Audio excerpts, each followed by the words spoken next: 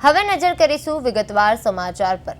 અમદાવાદના વસ્ત્રાલ ગામની સીમમાં આવેલી ફટાકડાની ફેક્ટરીમાં થયેલા ભયાનક બ્લાસ્ટ મામલે રામોલ પોલીસ સ્ટેશનમાં ગુનો નોંધવામાં આવ્યો છે અને આ દુર્ઘટનામાં 9 લોકોના મોત થયા હતા, જ્યારે 6 લોકો ગંભીર રીતે ઈજાગ્રસ્ત થયા છે।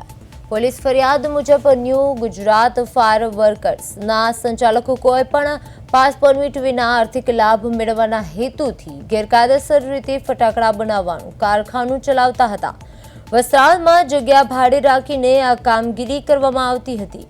નોંધાયેલી એફઆઈઆરમાં મેહુલ ડોડિયા, તેમની માતા અને કારખાનાના સંચાલક રમીલા ડોડિયા તેમજ ભાગીદાર સાદિક સૈયદની આરોપી બનાવવામાં આવ્યા છે। અમદાવાદના બ્લાસ્ટ મામલે રામોલ પોલીસ સ્ટેશનમાં એફઆઈઆર નોંધાઈ છે। ફેક્ટરી સંચાલકો સામે પોલીસની કડક કાર્યવાહી કરવામાં આવી છે। પાસ પરમિટ વગર ગેરકાયદેસર ફેક્ટરી ચલાવવામાં આવતી હતી અને જ્યાં બ્લાસ્ટના 9 મોત નોંધાયા છે। 6 ઇજાગ્રસ્ત બીએનએસ હેઠળ સંચાલકો સામે ફરિયાદ પણ નોંધવામાં આવી છે।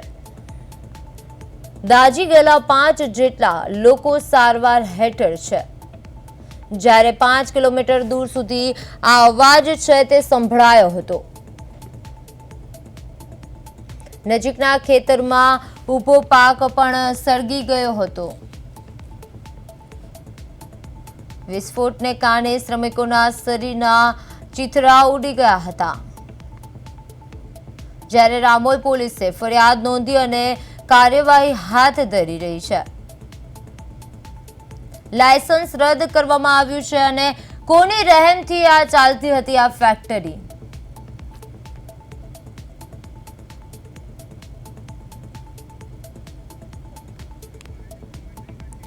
અમદાવાદના વસ્ત્રાલમાં ફટાકડાની ફેક્ટરીમાં થયેલા ભયાનક બ્લાસ્ટ બાદ હવે પોલીસ કાર્યવાહી તેજ બની છે। રામોલ પોલીસ સ્ટેશનમાં નોંધાઈ છે એફઆઈઆર અને ત્યારબાદ ફેક્ટરીના સંચાલકો સામે ગેરકાયદેસર રીતે પાસ પરમિટ વગર ફટાકડા બનાવવાનો ગંભીર આરોપ મૂકવામાં આવ્યો છે અને પ્રાથમિક તપાસ મુજબ આ સમગ્ર કામગીરી આર્થિક લાભ મેળવવાના હેતુથી ચલાવવામાં આવતી હતી, જ્યારે નિર્દોષ લોકોના જીવ ગયા છે, જ્યારે 6 લોકો છે હજુ સારવાર હેઠળ છે અને 9 લોકોના જેમાં આમાં જીવ ગયા છે અને પોલીસે મેહુલ ડોડિયા, રમીલા ડોડિયા અને તેમની માતા અને ભાગીદાર સાદિક સૈયદની આરોપી બનાવી અને વધુ તપાસ શરૂ કરવામાં આવી છે। હવે આ કેસમાં જવાબદારો સામે કડક કાર્યવાહી કરવામાં આવશે અને જ્યારે આવી ગેરકાયદેસર ફેક્ટરી ઉપર શું પગલાં લેવાય છે તેના પર હવે સૌની નજર મંડાઈ રહી છે।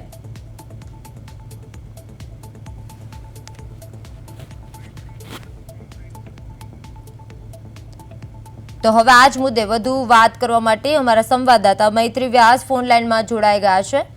જી મૈત્રી, વસ્ત્રાલ ફટાકડા ફેક્ટરી બ્લાસ્ટ કેસમાં એફઆઈઆરમાં શું નોંધાયું છે અને શું હતી સમગ્ર ઘટના? જી બિલકુલ અશ્વિતી, અમદાવાદના વસ્ત્રાલ ગામની જે હદ છે ત્યાં ફટાકડાની ફેક્ટરીમાં ગઈકાલે ભયાનક બ્લાસ્ટ થયો હતો। તે મામલે રામોલ પોલીસ સ્ટેશનમાં ગુનો નોંધવામાં આવ્યો છે અને આ દુર્ઘટનામાં કુલ 9 લોકોના મોત નીપજ્યા છે, જ્યારે 6 લોકો જે છે તે ગંભીર રીતે ઇજાગ્રસ્ત થયા છે। તેમની સારવાર હાલ સિવિલ હોસ્પિટલ ખાતે અને એલજી હોસ્પિટલ ખાતે ચાલી રહી છે।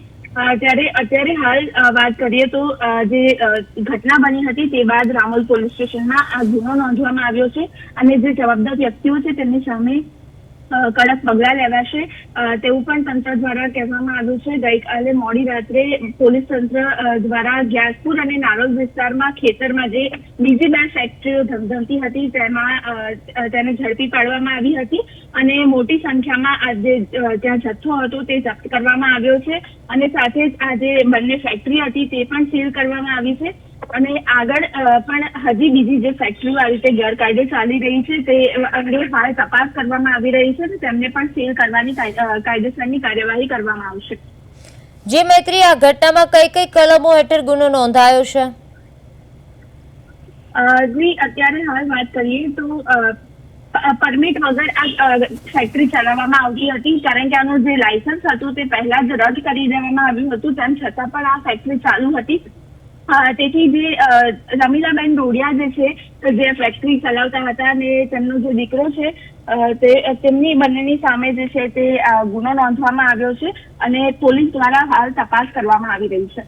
જી, વસ્ત્રાલ વિસ્તારમાં આવી ગેરકાયદેસર ફેક્ટરીઓ સામે શું કાર્યવાહી થઈ રહી છે? જે બિલકુલ અશેતી જે ગેરકાયદે ફેક્ટરીઓ ચાલી રહી છે તે સામે કડક કાર્યવાહી કરવામાં આવી રહી છે. અત્યાર સુધીમાં 2 ફેક્ટરી જે ચાલતી હતી તે બંને ફેક્ટરીને સીલ કરી દેવામાં આવી છે અને અન્ય જે બીજી ફેક્ટરીઓ ચાલી રહી છે તે અંગે પણ તપાસ ચાલુ છે. જી મૈત્રી, બ્લાસ્ટમાં મૃત્યુઆંક અને ઘાયલોની હાલત અત્યારે શું છે?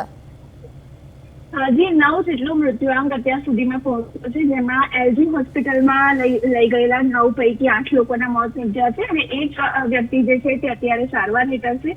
જ્યારે સિવિલ હોસ્પિટલમાં જે 6 લોકોને લઈ જવામાં આવ્યા હતા તેમાંથી એક વ્યક્તિનું મોત નીપજ્યું છે અને બીજા 5 વ્યક્તિઓ જે છે તેમની અત્યારે સારવાર ચાલી રહી છે. જી મૈત્રી, પોલીસ તપાસમાં અત્યાર સુધી કોઈ નવા ખુલાસા થયા છે?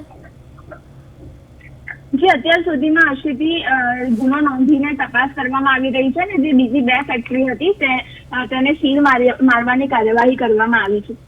જી મૈત્રી, સમગ્ર માહિતી બદલ આપનો આભાર.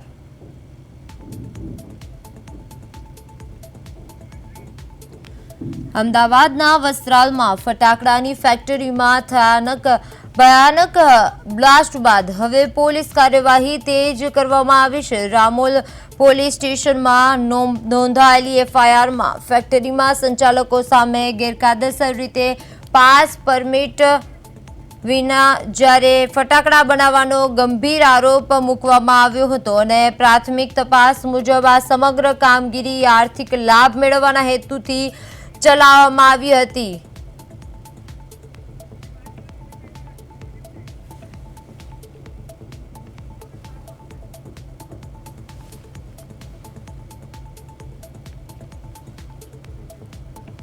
અધિકારીઓને ભરણ આપીને ચલાવવામાં આવતી હતી આ ફેક્ટરી, જ્યારે દાઝી ગયેલા 5 જેટલા લોકો સારવાર હેઠળ છે.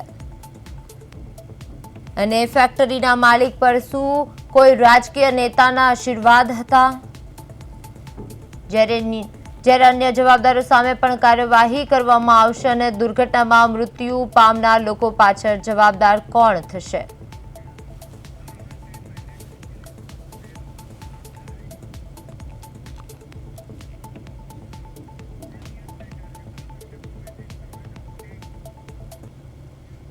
ઉલ્લેખનીય છે કે અમદાવાદના વસ્ત્રાલ વિસ્તારમાં રામોલ ગતરાડ રોડ પર ખુલ્લા પ્લોટમાં પતરાના શેડ બનાવીને ફટાકડાની ગેરકાયદેસર ફેક્ટરી ધમધમી રહી હતી, જેમાં બપોરના સમયે ભયંકર બ્લાસ્ટ થયો હતો. હવે જેને લઈને અફરાતફરી મચી ગઈ હતી.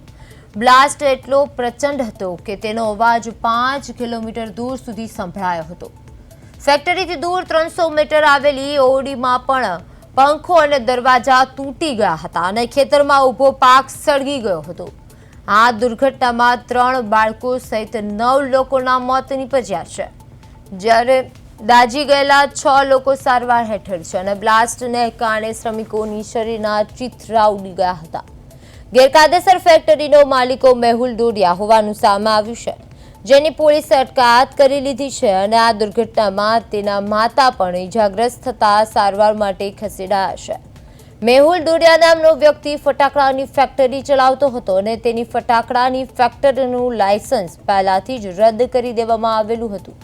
તેમ છતાં તેણે ફટાકડાની ફેક્ટરી ચાલુ રાખી અને જેને લઈને અનેક સવાલો ઉઠી રહ્યા છે. સામે આવેલી વિગત પ્રમાણે માર્ચ 2026માં ફટાકડાનું લાયસન્સ રદ કરી દેવામાં આવ્યું હતું અને ત્યારબાદ પણ પોલીસ દ્વારા ફેક્ટરી બંધ કરાવી સીલ પણ મારવામાં આવ્યું હતું. ત્યારબાદ પણ લાયસન્સ 4 મહિના પહેલા રદ થઈ ગયું અને તેમ છતાં ગેરકાયદેસર રીતે ફટાકડાની ફેક્ટરી ચલાવવામાં આવતી હતી. હવે આ 4 મહિના પહેલા ફટાકડાની ફેક્ટરી બંધ થઈ ગઈ હોવાનું અને તેનું લાયસન્સ રદ થઈ ગયું હોવા છતાં રિપોર્ટ પણ પોલીસ કમિશનર ઓફિસમાં આપવામાં આવ્યો હતો અને જો ફટાકડાની ફેક્ટરી બંધ કરી દેવામાં આવી હતી અને સીલ મારવામાં આવ્યું હતું તો ફરીથી ફેક્ટરી શરૂ થઈ ગઈ છે.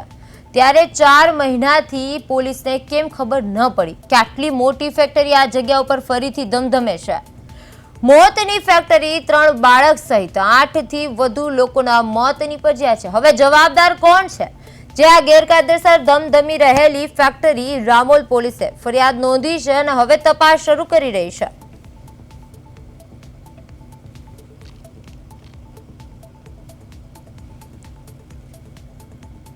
અમદાવાદના વસ્ત્રાલમાં ફટાકડાની ફેક્ટરીમાં થયેલા ભયાનક બ્લાસ્ટ બાદ હવે પોલીસ કાર્યવાહી તેજ બની છે।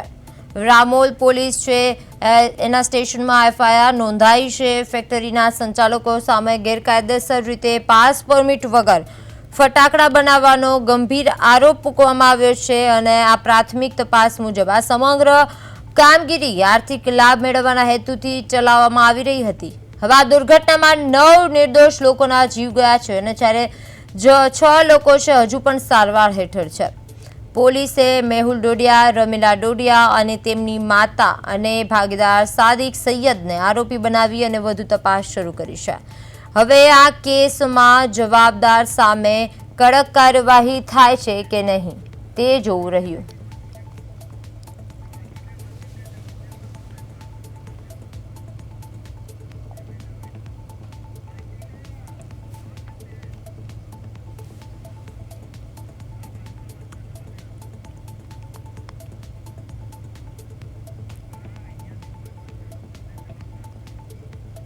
ત્રણ બાળકો સહિત 8 થી વધુ લોકોના મોતનું જવાબદાર કોણ રહેશે?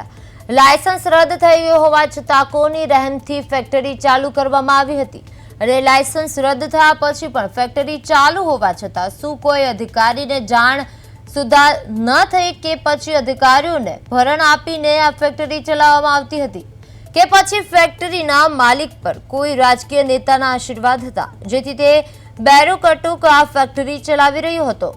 જ્યારે દુર્ઘટનામાં મૃત્યુ પામનાર લોકો માટેની જવાબદારી કોની રહેશે? મોતની ફેક્ટરી 3 બાળક સહિત 8 થી વધુ લોકોના મોતનું કારણ બની છે। હવે જવાબદાર કોણ રહેશે? જ્યારે આ ગેરકાયદેસર ધમધમી રહેતી ફેક્ટરી રામોલ પોલીસે ફરિયાદ નોંધી છે અને તપાસ પણ શરૂ કરી છે।